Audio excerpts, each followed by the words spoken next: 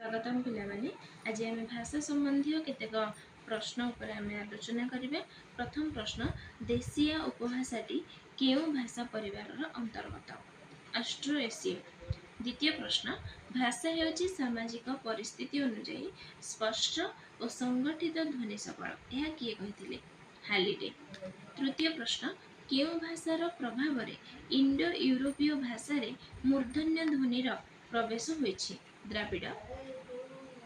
चतुर्थ प्रश्न, पंक्ति नामक शब्दरू पाली शब्दर उत्पत्ति होइथिबा कथा किए कहिथिले?